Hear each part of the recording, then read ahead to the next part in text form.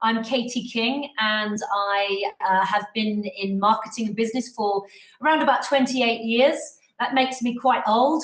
I'm 50, and I have been putting myself out of my comfort zone quite regularly. I did it 10 years ago with digital marketing, and I did it 3 years ago with artificial intelligence. So I've been on the consultancy side, based in London for many years, but working internationally with brands, French, German, Chinese, all kinds of brands all over the world, across all different industry sectors.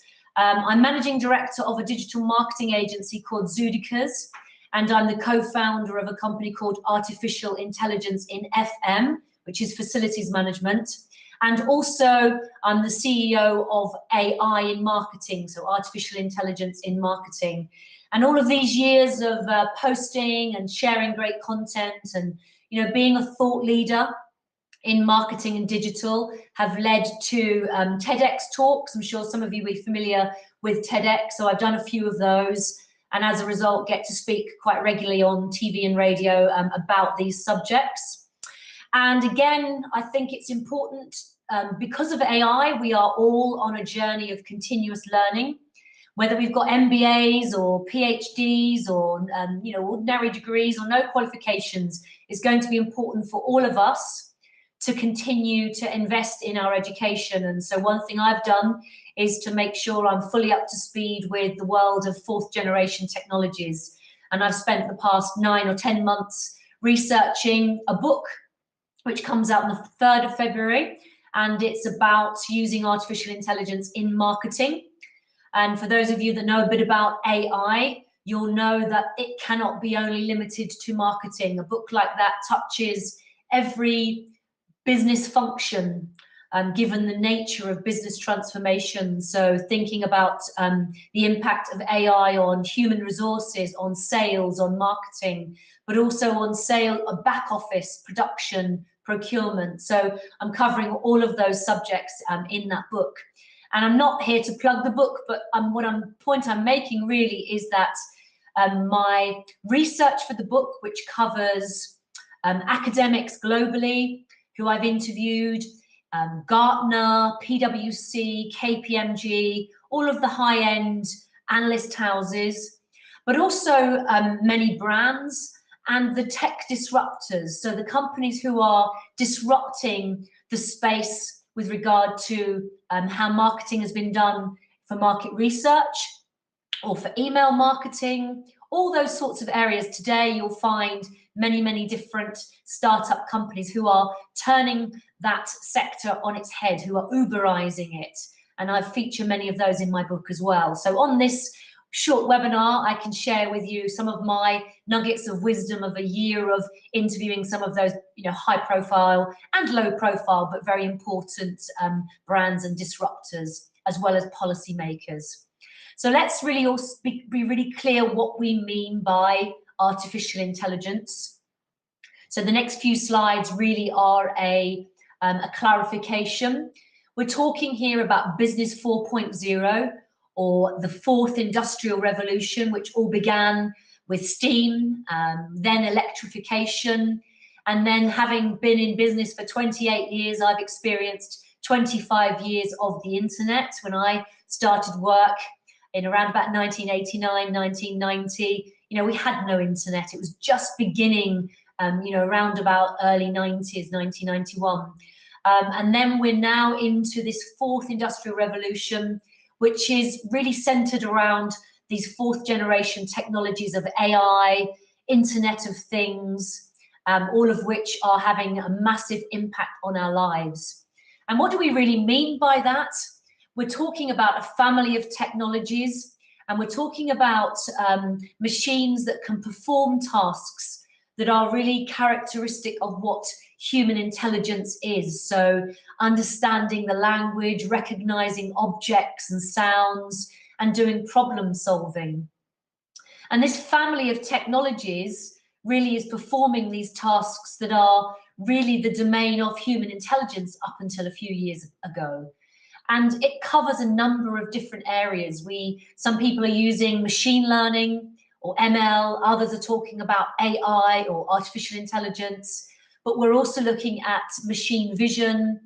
Some would argue that robotic process automation falls into here as well, but certainly natural language processing and many, many more. So when we think about AI, for many we talk about as if it's tomorrow's technology, but actually it's here today and it's impacting our lives in many ways. So you have, the high profile, we call them GAFA, the Google, Amazon, Facebook, Apple. You have organizations like Netflix, who are using AI to do predictive algorithms. And when we log on to Netflix, having watched one particular movie, it's looking at our behaviors and it's saying, you liked that movie with this film star, maybe you should have a look at this. So it's big data, it's analyzing our behaviors, it's crunching all of that data and feeding us in a very personalized way information, just like the Starbucks barista can look at our previous habits and can say, you may well want to do this, you may well be interested in this. So, when we upload photographs to Facebook, it's suggesting who we might tag in that particular photo. So all of these are based on big data and the ability for the machine to crunch that information for us.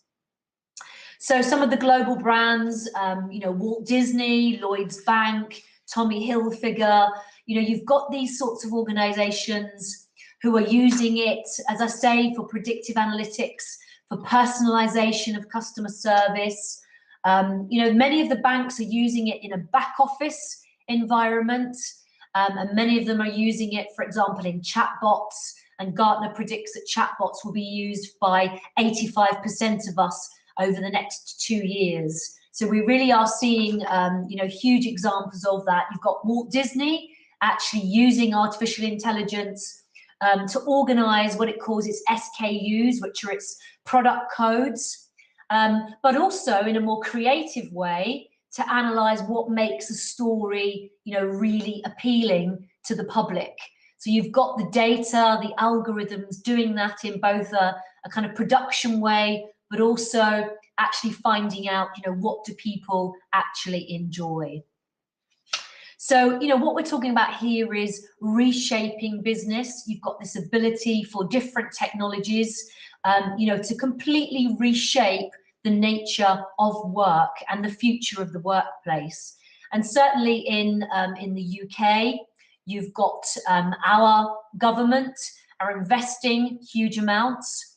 In the UK, we've invested about 2.3 billion, but that's just a drop in the ocean compared to what some people, for example, in the US and in China are investing in their fourth generation technologies. So, the UK's up there, other parts of Europe are, but we are way behind when you look at the arms race for AI with regard to China and the USA. Where we are with regard to AI, those of us that are involved in it are perhaps assuming it's ahead of the game. And there are people who are just beginning to understand what it even means. And if you look at the Gartner hype cycle, you can see that AI is at this peak of what we call the inflated expectation or paranoia. There are many, many more technologies at the bottom of the curve who've got a long way to go. But if you look at the blue there, actually we're talking, 2 to 5 years till AI moves into actually being disillusioning because it makes mistakes, because it gets used quite widely, and until it really gets into that slope of enlightenment where everybody knows about it. You've got case studies, you've got productivity, and you've got an awful lot more usage of it. We're not yet there with AI and machine learning. But certainly the predictions are by many of the high profile players. I'm talking here about PwC, but that's echoed by Deloitte, Gartner, KPMG, and many, many others. Productivity gains, personalization gains, quality, time savings. These are many of the benefits that will actually come from artificial intelligence. But again, when we talk about being at the peak of inflated expectation, that's echoed in this particular slide here, because you have very few people who've got extensive incorporation of AI into their offering, but you've got a huge percentage of people who are believing that it will enable their company to obtain or sustain competitive advantage. So you've got expectation really high, but adoption still relatively low. So it's not yet perfect. I think that's something I would definitely say, and there have been some very high-profile examples of where AI hasn't really gone to plan. We can think of the Google Street View, where they actually covered up the face of the cow on Google Street View, which was the AI actually, what you would call it, going a bit crazy with its privacy, which is normally reserved to humans, whereas in this instance it was blurring the cow's face and actually, respecting the privacy of the cow. So that was the AI going a little bit crazy on that. And you've got Microsoft's Tay, which had that outburst, where you've actually kind of had the AI taking over.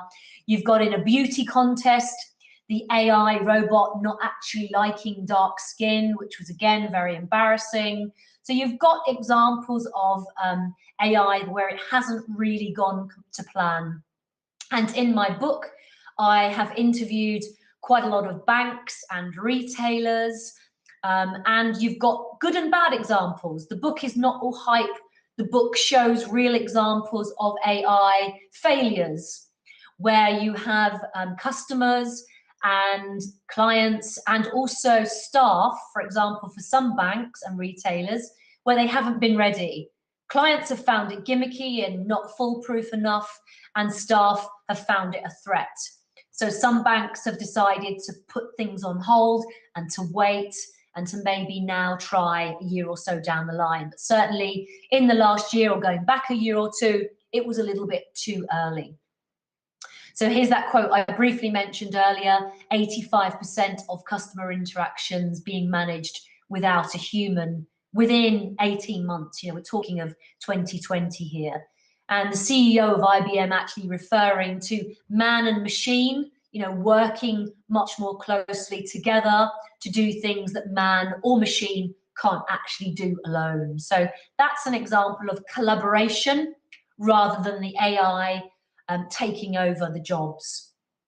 So there are many, many examples in my book, and you read it every day on your newspapers, online, trade press, technology press, your own industry press, all kinds of places, high profile bloggers and so on. You see examples every day. So by the time my book comes out, there'll be many, many more examples of AI helping with email inquiries. So using the AI to speed up and crunching that data in a way that the humans can't do. And actually the AI then becomes like a team member, and it could be given a name, and it could feed the team every day, by filtering the inquiries, working out what's the best heading for an email to optimize sales success, but also for analytics. So mining that data, understanding what does the customer journey look like. When somebody bought this pair of trousers, typically did they buy that shirt with it, and bundling those products up on screen, for that particular customer. And there's a couple of examples of retailers who are doing that. But also in travel and tourism, you've got chatbots being used on screen. So actually filtering and giving customers much better service, because it can automate many of the inquiries. Where are you flying from? Here are some suggestions for hotels, or, yes, you can go and check in now. This is your luggage. And it's handling inquiries that humans may have done, and giving the humans and freeing them up, so that they can actually manage those more important queries, at a time when the customer really wants it. You've got AI around Alexa, Cortana, actually being used in hotel rooms. So you've got Amazon partnering up with hospitality partners and offering it in the room of hotels for controlling of the heating, the air conditioning, the in-room entertainment, for example. This is a hotel in Tokyo, just outside Tokyo, that's 100% staffed by robots. Perhaps a bit gimmicky for some, but actually, you know, it's about attracting people to that hotel. The AI can take the luggage, take it up in the elevator, can serve in the rooms, can actually flip the burgers, you know, can do many of the things that many of the staff, you know, perhaps would have been doing up until now. So we're starting to get into, I'm just conscious of time, you know, AI and some of the big issues of privacy, of transparency, of job gains or job losses, protecting communities, and that in itself is a conversation that could take, you know, hours, let alone 20 minutes. And this is the last part of my presentation. So when I presented at Oxford University about a couple of years ago, this report came out, Oxford University, Yale University, saying AI could be better than human workers in 45 years. So that could be writing an award-winning book, compiling an amazing piece of music, and so on. That's if we allow the AI to do that. And it's down to you as lawyers, as teachers, as marketing professionals, as architects, working with the policymakers, with your industry associations, and deciding how fast will AI be allowed to infiltrate your particular sector. But on the one hand, you know, we're seeing people saying it will create more jobs here. This slide, it will eliminate 1.8 million, but it will create 2.3 million. So there's a net gain, and that's from Gartner. You know, and this is PwC here talking about AI actually becoming more cost effective and displacing rather than reducing. So looking at firms hiring more workers because they've increased the amount of output. So a much more positive outlook to many of the negative messages that we're hearing, and some of the scaremongering that I think we're hearing from the press, perhaps because there is an ignorance or because people want their 5 minutes of fame. Not sure exactly what's behind that. But what's fundamental, and I started my presentation by talking about putting yourself out of your comfort zone and constantly learning. But the fact being that jobs that, you know, haven't existed for the last few years, chief experience officers, chief data scientists, they didn't exist when I started work. And the jobs that will exist in 10 or 12 years haven't yet been invented yet. So that's just a reminder to all of us that there will be new jobs.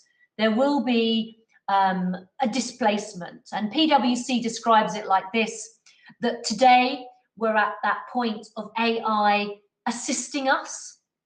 So, you know, we've been at the point of assisted intelligence. Now it's starting to augment our intelligence, but ultimately it might result in autonomous intelligence. And again, how fast that happens will depend on us as consumers and our interest and our desire, whether we buy it, whether we accept it in each of the different industries and in our homes and so on. So, you know, the iPhones have been a huge success, but many other technologies haven't been so successful. So, you know, how can you prepare? Just the final couple of slides here. You know, we're talking here about, you know, what might hold AI back. It might be because we feel very vulnerable, because there's bias in it, because there's a lack of transparency, because we haven't regulated properly. So those things might actually hold it back. And what do we need to do as businesses in particular? We need not to be controlled by somebody else's agenda. We need to train. The people who are doing the training, often the learning and development or the HR people, need to get on board and understand it and help with the training. We need to focus on some of those human traits around creativity and intuition.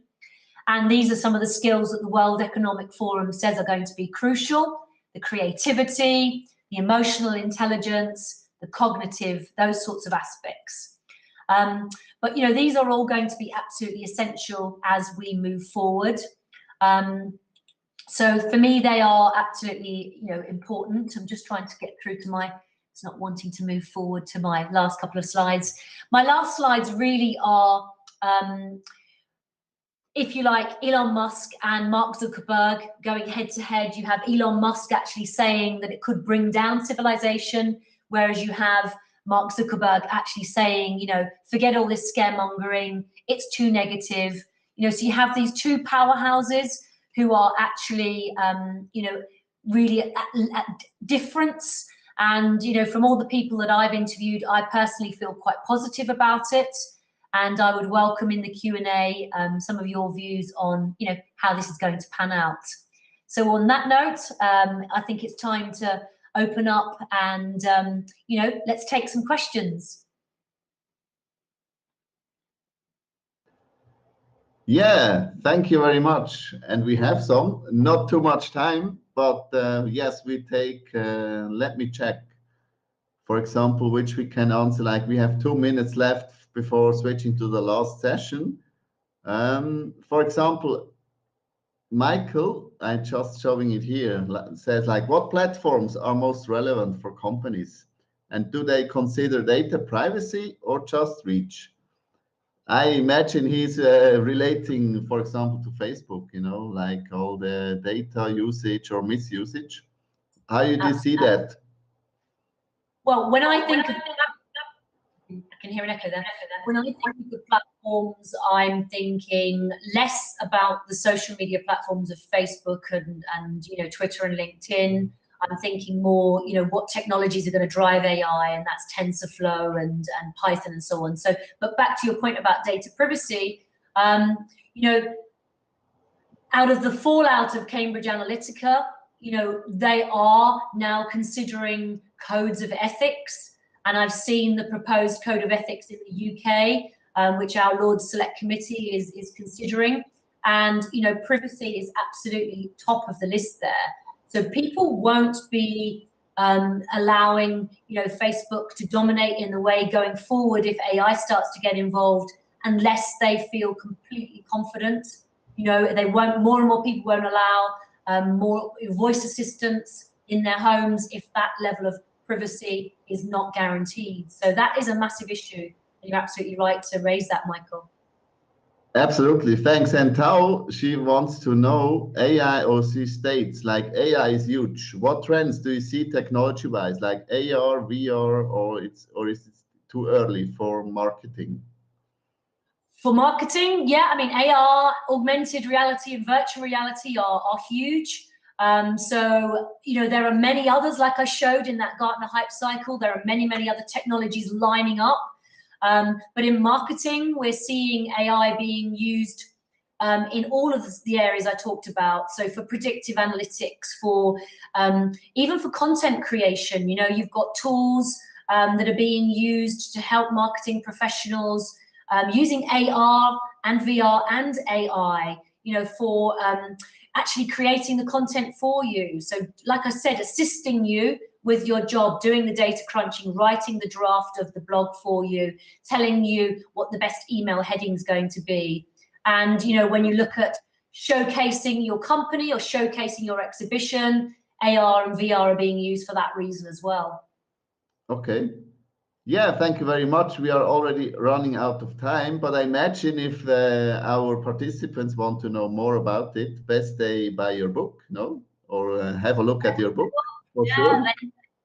It's not out yet, but they can pre-order it, but they can come on to our LinkedIn, you know, my LinkedIn, my Twitter, my website. Yeah, always out speaking at conferences and talking to people. So yeah, more than happy to carry that on beyond this call. Perfect. Yeah, thanks very much for joining us from London and for your great insights. Wishing you all the best. Stay tuned, as we are sending out next week anyway replays with all the presentations as well. And yeah, talk to you soon again. All the best. Enjoy the presentation, everyone. Thank you for now. Bye. Thanks. Bye. Bye-bye.